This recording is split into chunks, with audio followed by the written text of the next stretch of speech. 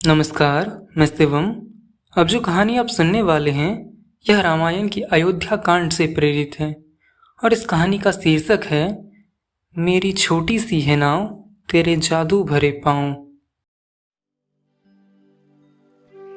ये उस समय की बात है जब महाराज दशरथ ने अपने प्राणों से भी प्रिय पुत्र के वन जाने का वियोग देख लिया था और श्री राम, माता जानकी एवं अनुज लक्ष्मण सहित पिता आज्ञा की पूर्ति हेतु कौशल देश की सीमा से सटे प्रदेश श्रृंगवेरपुर पहुंच चुके थे।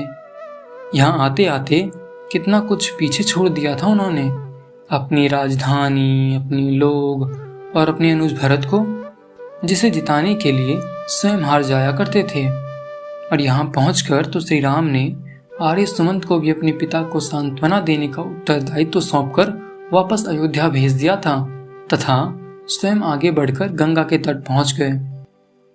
श्री राम को अब आगे महर्षि भारद्वाज के आश्रम तक पहुंचना था, जिसका कथित उद्देश्य था शेष वनवास काल व्यतीत करने हेतु किसी उत्तम स्थान की जानकारी प्राप्त करना।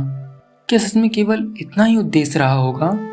इससे पूर्व भी तो श्री राम केवल मुनि विश्वामित्र की यज्ञ की रक्षा करने के उद्देश्य से गए थे ना, लेकिन उन्होंने तारका, सुबाहु और अन्य राक्षसों का वध कर ऋषि मुनियों को भयमुक्त तो किया ही, साथ ही माता अहिल्या का उद्धार और माता लक्ष्मी की अंश अवतार माता वैदेही संग संबंध भी तो जोड़ आए थे। महर्षि भारद्वाज के आश्रम तक पहुंचने के लिए श्री राम को पहले ये गंगा नदी भी तो पार करनी थी। उन्होंने मल्लाह को आवाज लगाई तो मल्लाह सामने उपस्थित हो गया। श्री राम ने उसे नाव किनारे लगाने को कहा, जिससे वो तीनों सहजता से नाव पर चढ़ पाए। केवट ने कुछ देर संदेह भरी दृष्टि से श्री राम को देखा और फिर नाव किनारे लगाने से मना करते हुए बोला, हम आपको नहीं ले जा सकते सरकार। क्यों केवट भैया, इतने भोले भी ना बनो हुजूर।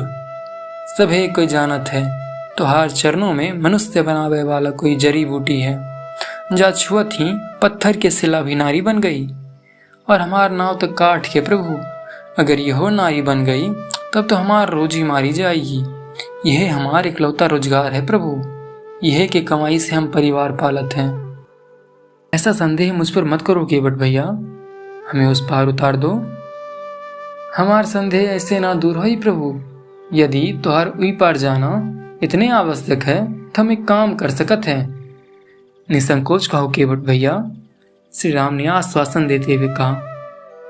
पहले हम तुहार पांव पखारेंगे, फिर उसको पी के जांचेंगे कि तुहार चरणन में सही में तो कोनो जरी नहीं। भगवान व्यवस्थ है, लेकिन उनकी ये व्यवस्था गंगा पार करने की आवश्यकता के कारण था, ये भक्त के प्रबल प्रेम के कारण। इसको ठीक ठीक बता पाना थोड़ा कठिन है। फिर क्या, उन्होंने अपनी चिर परिचित मुस्कान से अनुमति दे दी। इधर केवट ने कठोत लाने के लिए घर की तरफ ऐसी दौड़ लगाई मानो उसे मुक्ति का द्वार मिल गया हो। उसने कठोत लाकर प्रभु चरण के नीचे रखा और लोटा में गंगा जल भर ले आए और बड़े प्रेम से चरण धोने लगे। इस पर तुलसीदास जी रामचरितमानस में लिखते हैं, अति आनंद उमगी अनुरागा, चरण सरोज पखारन लागा, बरस सुमन सुर सकल सिहाई, यही सम पुण्य पुंज कोई नाही।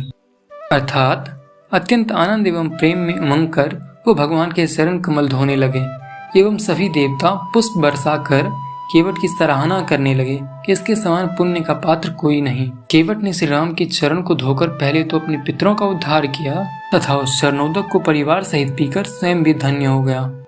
अगर कोई ऐसी औषधि भी होती जो कि हर रोग को ठीक कर दे, वो भी इस चरणोदक से अधिक सिद्ध कहाँ होती।